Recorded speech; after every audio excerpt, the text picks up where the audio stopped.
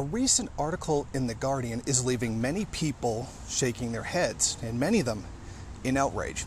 In it, the author Barbara Eden appears to be portraying Ghislaine Maxwell as a victim of Jeffrey Epstein and not as someone who actually participated in his crimes against children.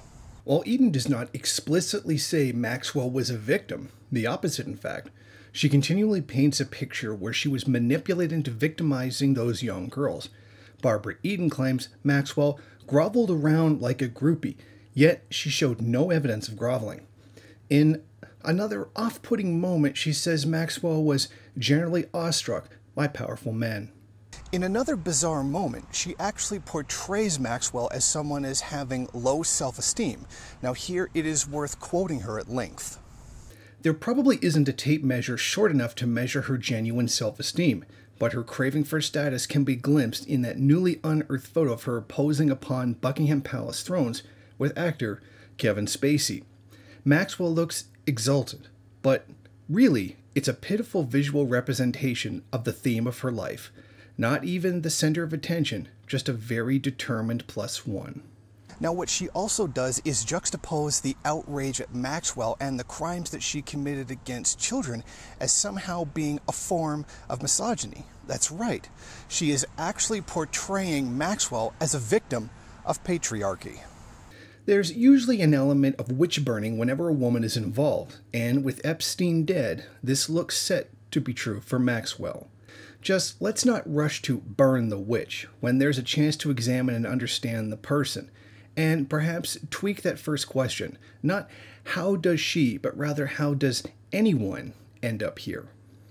Maxwell is certainly responsible for her own crimes. The hate against her for enabling and participating in the rape of children is highly justified.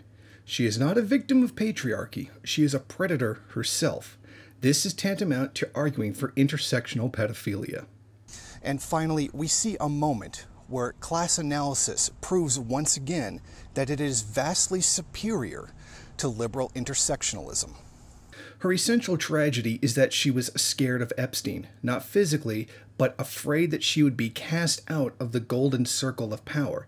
Everything about her screams major daddy issues. Being cast out of the circle of power is exactly that. A loss of privilege. It is important for the bourgeoisie to maintain connections. A rejection of Epstein would hinder that. She didn't commit those crimes out of issues. She did it to maintain her own and her family's power and wealth. While throughout the article, Eden claims that she is not defending Maxwell, yet the substance of her articles and the continuous arguments that she makes are very clearly the opposite of what she says she intended. It should be said that if Maxwell, and very likely is, guilty of these crimes, she should not be shown very much clemency at all.